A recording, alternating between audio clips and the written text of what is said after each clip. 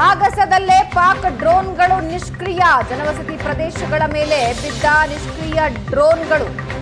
ಪಂಜಾಬ್ ಫಿರೋಜ್ಪುರದಲ್ಲಿ ಜನವಸತಿ ಪ್ರದೇಶದಲ್ಲಿ ಡ್ರೋನ್ ಬಿದ್ದಿದೆ.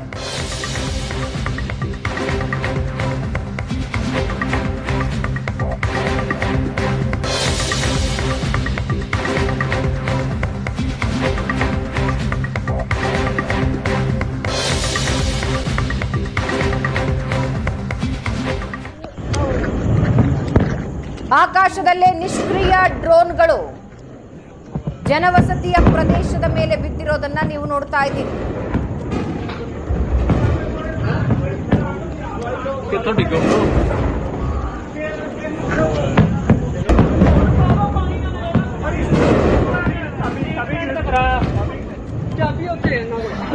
ಗಾಯಗೊಂಡಿರೋ ಸಾರ್ವಜನಿಕರನ್ನ ನೀವು ನೋಡ್ತಾ ಇದ್ದೀರಾ. ನಾಗರಿಕರ ವಸತಿ ಪ್ರದೇಶಗಳು ಮತ್ತು ಸೇನಾ ನೆಲೆಗಳನ್ನ ಗುರಿಯಾಗಿಸಿಕೊಂಡು ಪಾಕಿಸ್ತಾನ ತನ್ನ ದಾಳಿ ಮುಂದುವರೆಸಿದೆ. ಮತ್ತೊಂದು ಕಡೆ ತನ್ನ ಮಿತ್ರ ರಾಷ್ಟ್ರಗಳು ಮತ್ತು ವಿಶ್ವಸಂಸ್ಥೆಯಿಂದ ಪಾಕಿಸ್ತಾನ ಹಣದ ಬೇಡಿಕೆ ಇಡ್ತಾ ಇದೆ. ಇವಾಗ ಏನಷ್ಟು ಡೀಟೇಲ್ಸ್ ಹಂಚಿಕೊಳ್ತಾರೆ ನಮ್ಮ ದೆಹಲಿ ಪ್ರತಿನಿಧಿ ಮಂಜು. ಜಮ್ಮುವಿನ ಯಾವ ಯಾವ ಭಾಗಗಳಲ್ಲಿ ಸದ್ಯಕ್ಕೆ ಅಟ್ಯಾಕ್ ಮುಂದುವರೆದಿದೆ? ಇಲ್ಲಿ ಒಂದು ಭಾಗ ಅನ್ನೋದಕ್ಕಿಂತ ಬಹುತೇಕ ಕಡೆ ಈ ದಾಳಿ ಮುಂದುವರೆದಿರುವಂತದ್ದು. ಜಮ್ಮು ಕಾಶ್ಮೀರದ ಎರಡೂ ಕಡೆ ಕೂಡ ನಡೀತಾ ಇರುವಂತದ್ದು. ಒಂದೊಂದು ಕಡೆ ಡ್ರೋನ್ ದಾಳಿ ನಡೀತಾ ಇದ್ದಂತೆ ಅಲ್ಲಿ ನಿಷ್ಕ್ರಿಯಗೊಳಿಸುವಂತ ಕೆಲಸ ನಡೆದಿದೆ. ಹೆಚ್ಚು ಕಡಿಮೆ 4 ರಾಜ್ಯಗಳಲ್ಲಿ 11 ಪ್ರದೇಶಗಳನ್ನ ಗುರಿಯಾಗಿರಿಸಿಕೊಂಡು ನಾಗರಿಕರು, ಸೇನಾ ನೆಲೆಗಳು ಮತ್ತೆ ನಮ್ಮ ಅರಸೇನಾ ಪಡೆಗಳ ಇರುವಂತಹ ಚೆಕ್ ಪೋಸ್ಟ್ ಶಿಬಿರಗಳು ಅವನ್ನ ಗುರಿಯಾಗಿರಿಸಿಕೊಂಡು ನಡೆಸ್ತಾ ಇರುವಂತದ್ದು. ಈವನ್ ಶ್ರೀನಗರ ಇರ್ಬೋದು, ಅವಂತಿಪುರ್, ಬಾರಾಮುಲ್ಲಾ, ಪುಲ್ವಾಮಾ, ಅನಂತ್ನಾಗ್ ಈ ಎಲ್ಲಾ ಭಾಗಗಳಲ್ಲೂ ಕೂಡ ನಡೀತಾ ಇದೆ. ಅದರ ಜೊತೆಗೆ ಹೆಚ್ಚು ಕಡಿಮೆ ಜಮ್ಮು 1ರಲ್ಲೇ 100ಕ್ಕೂ ಹೆಚ್ಚು ಡ್ರೋನ್ಗಳನ್ನ ನುಗ್ಗಿಸಿರುವಂತ ಪಾಕಿಸ್ತಾನಕ್ಕೆ ಭಾರತ ಸರಿಯಾದಂತ ಹೊಡೆತ ಕೊಟ್ಟಿದೆ. ಎಲ್ಲವನ್ನು ಕೂಡ ನಿಷ್ಕ್ರಿಯ ಮಾಡಿದೆ. ಅದರಲ್ಲೂ ಶ್ರೀನಗರ ಭಾಗದಲ್ಲೇ 32 ಡ್ರೋನ್ ನಿಷ್ಕ್ರಿಯಗೊಳಿಸಲಾಗಿದೆ. ಇನ್ನು ಈ ಅವಂತಿಪುರ ಅಂತ ಹೇಳ್ತಿದ್ದೆ, ಅಲ್ಲಿ 7 ಡ್ರೋನ್ಗಳನ್ನ ನಿಷ್ಕ್ರಿಯ ಮಾಡಿರುವಂತದ್ದು.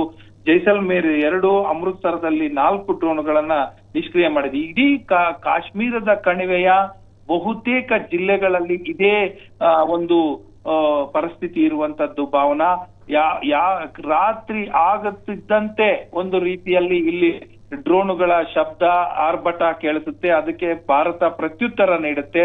ಇಡೀ ಕಾಶ್ಮೀರ ಕಣಿವೆಯ ಜನರು ಆತಂಕದಲ್ಲೇ ಮಲಗುವಂತ ಸ್ಥಿತಿ ಇದೆ. ಕಳೆದ 3 ದಿನದಿಂದಲೂ ಕೂಡ ನಾವು ನೋಡ್ತಾ ಇದ್ದೇವೆ. ಎಲ್ಲರಲ್ಲೂ ಕೂಡ ಆತಂಕ ಇದೆ. ಯಾವಾಗ ಏನಾಗುತ್ತೋ ಅಂತ ಗೊತ್ತಿಲ್ಲ ಅನ್ನುವಂಥದ್ದು. ಅದು ಗಡಿ ಭಾಗದಲ್ಲಿರುವಂತಹ ಜಿಲ್ಲೆಗೆ ರಜೌರಿ ಇರ್ಬೋದು, ಅನಂತ್ನಾಗ್ ಇರ್ಬೋದು, ಅದೇ ರೀತಿ ಬಾರಾಮುಲ್ಲಾ, ಉರಿ ಈ ಪ್ರದೇಶಗಳಲ್ಲಿ ಜನ ನಿದ್ದೆ ಮಾಡೋದೇ ಮರೆತಿದ್ದಾರೇನೋ ಅನ್ನುವಂತ ರೀತಿಯಲ್ಲಿದೆ.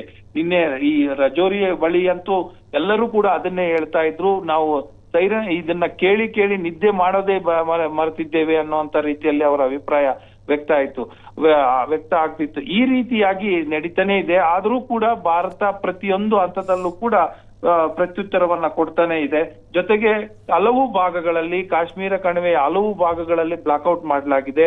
ಎಲ್ಲವನ್ನು ಕೂಡ ಲೈಟ್ ಆಫ್ ಮಾಡಿಕೊಂಡು ಎಲ್ಲರೂ ಮನೆಯಲ್ಲಿ ಇರ್ಲಿಕ್ಕೆ ಸೂಚನೆಯನ್ನು ಕೊಟ್ಟಿದೆ. ಯಾಕಂದ್ರೆ ಲೈಟ್ ಸೆನ್ಸರ್ ಆಗುತ್ತೆ. ಆ ಹಿನ್ನೆಲೆಯಲ್ಲಿ ಬಂದು ಡ್ರೋನ್ಗಳು ಅಟ್ಯಾಕ್ ಮಾಡುವಂತ ಸಾಧ್ಯತೆ ಇದೆ. ಹಾಗಾಗಿ ನೀವು ಎಲ್ಲ ಮನೆಗಳಲ್ಲಿ ಬ್ಲಾಕ್ಔಟ್ ಅಂದ್ರೆ ಲೈಟ್ ಆಫ್ ಮಾಡಬೇಕು ಅನ್ನುವಂತ ಸೂಚನೆ ಜಿಲ್ಲಾಡಳಿತದಿಂದ